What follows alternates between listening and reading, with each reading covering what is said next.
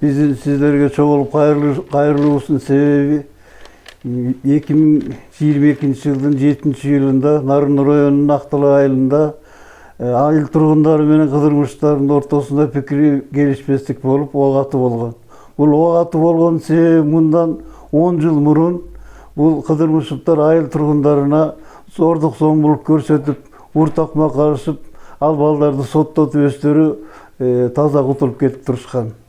Мында ошол айыл тургундарынын балдары чогулуп алып, тынчтык келишимде барып сүйлөшөлү деп барган убакта ал кыдырмыштар үйүнөн ок атышкан. Бул ок атууда 5 бала оор жаракат алышкан. Бирөө бөйрөгүнөн ажырады, бирөө бети башына мок тийип, ушул тапта дагы больницада жатат. Өпкөсүнө жүрөгүн ас эле жерден калган экен ошол убакта.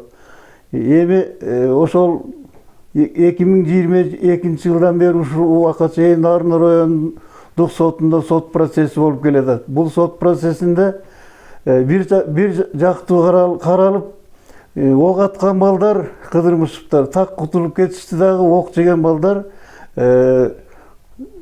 аягында 1 жылдан 3 жылга чейин үй түрмөгө кесилишип, миллион сом штраф төлөп отурушат. Ушул райондук соттун акыйкат чечиминин негизинде биз сиздерге чогулуп кайрылып отурабыз, акыйкат издеп. 19-unda жогорку акыйкат чечим болбогондугу үчүн жогорку сотко кайрылганбыз. Жогорку соттон 19-unda сот болот экен. Ошол 19-unda урматтуу президент ушул жогорку сотто өз көзөмөлүңүзгө алып, акыйкат чечим чыгарып бериңиздерди талап кылабыз. 19 баланын ичинде үй бүлөлүү балдарлуулары да бар. Ошонун ичинде мен өзүмдүн балам Улукбек бар. Ошо балдардын ичинен үй бүлөлүү балдар кредит алгандар бар. Сот болуп бүтмөйүнчө айылдын ичинен чыкпасын 2 жылга чейин деп ошондой приказ берип коюп деген балдарын таштап салып, аялдары иштеп шаардан кредиттерин төп келди. Балдары да каралбай калды. Мына өзүмдүн балам шаарда турат, шаардын тургуну 2 айга эле айылдан келип иштеп кетчү. Эч жакка чыкпасын деп, эч жакка чыга албай, чоң машина айдап барып, чет мамлекетке чыгып жанын бакчу. Мына ошентип күнүмдүк 500 сому жетпей, атасы экөөбүз пенсиясы менен 3 баласы менен багып келдик. Анысы аз келгенсип балдарыма чөбүн чаптырды, чөбүн пресстетти, иштетишти, кыштата, жастата, чөбүн малдары жеди, жемин жеди. Балдарымдын эмгек акысын берген жок. Эмгек акысын да өндүрүп бергиле. Менин пенсиямды дагы өндүрүп бергиле. Мен ушу жаным күйүп айтып турам. 1 жылдан бери кызы больницада айланайында. Ошолорго ошону да кошо деген моментип каржылап атабыз. Балам иштебесе, үй бүлөсүн бакпаса, бул кандай деген шумдук бул деген. Биз деген сот органдарына, сот күчтөрүнө алып жетпегенде Кудайдан сурап калдык. Айланайын Кудай, адилет кылып карап турасың, ушуларга бир жаса берип кой Кудай деп. Эми Кудайдан суранып калды. Мен ушу мыйзам чегиндегилерге иштегендерден суранат элем, акыйкаттык менен карагыла. Мынакей ушу баламды могуреке 1 жылдан бери биз деген атасы экөөбүз пенсиясы менен 3 баласы менен бактык. Кыргызстандын ичинен чыга албай калды. Чыкпасын деген приказ берди. Бул эмне деген шумдук? Кичинекей балдары деген самсалап, ар кимдин үйүнөн эчептеген, үйдө калган балдар калып, аялдары деген иштеп келди. Карагыла, кайра туура чечим чыгарып бергиле. 19-да туура чечим болбосо, анда кайра дагы энелер чыгабыз, анда биз энелер чыгабыз. Бизге жетти бул деген акыйкат чыгарып бергиле. Акыйкаттыкты суранабыз айланайын элдер, ушу мыйзам органдарына, улуу жогорку сот силерден суранабыз ушуну туура акыйкат менен чечип бериңиздерди. Президентибиз элдин үнүн уккула, элдин үнүн угуп туруп туура жооп бергиле. Президент, биз сиздерден акыйкаттык сурап келип отурабыз. Себеби былтыркы жылы июль айында Нарын районуна караштуу Актала айылында атышуу болуп өткөн. Себеби анда үстөмдүк кылган балдарга, жай сүйлөшкөнү барган балдарга каршы ок атылып, жарадар болуп ок жеген балдарыбыздын асты соттолуп, туура эмес чечим чыккандыктан арты өмүр бою ден соолуктарынан ажырап инвалид болуп отурушат. бул жерде ок аткандар таза кутулуп, ок жеп жарадар болгон балдар запкы жеп ден соолугун ажырагандар аз келгенсип 3-4 жылдан кесилип отурат. Соттор туура эмес чечим чыгарган үчүн ок аткандар бүгүнкү күндө эң жайкын үстөмөндөп айылда жашап жатышат. Бул жерде соттордун коррупцияга аралашканы билинип турат. Себеби биз айылдын тургундары кимдин үйүндө канча малы бар, кандай жашап атканы бештей белгилүү. Себеби кичинекей айылыбыз кичине.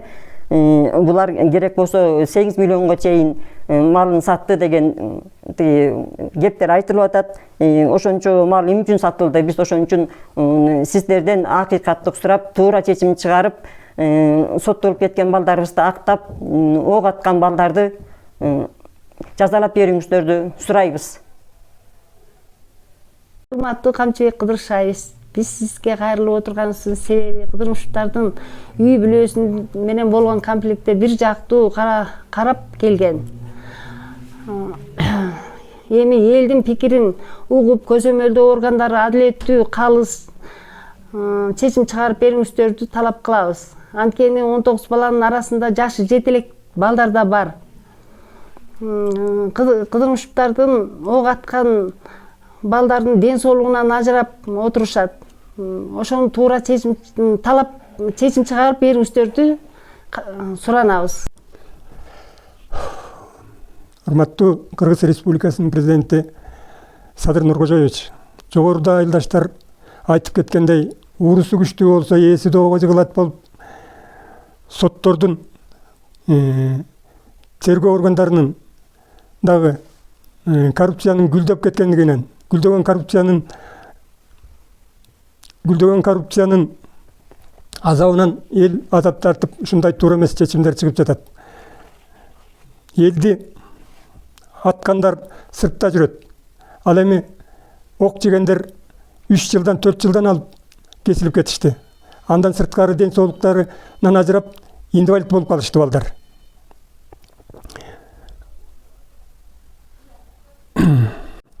Айыл эли бүгүнкү күндө чоң чыңалууда турат. Бардыгы дале болсо жогорку жактардан, жогорку соттон кандайдыр бир адилеттик болор бекен деп күтүп атышат. Эми 19 сентябрь 23 жылы жогорку соттун кароосу болгон атат. Эгерде дагы эле ушундай адилетсиз чечим болсо, айыл эли анын ичинен жаш балдардын кийинки кадамдарын биз кепилдик бере албайбыз. Чоң чыгышы мүмкүн, чоң чыр чыгат. Урматтуу президент Садыр Нуркожоевич, элдин тынччылыгы үчүн, айылдын ынтымагы үчүн туура чечимди кабыл алууга көзөмөлдөп коюңуз. Киши аткан орду түрмөдө жатсын.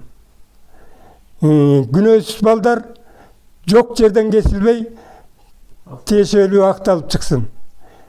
Эгерде ушундай боло бере турган болсо, анда биз айылдын элине кепилдик бере албайбыз. Кыргыздын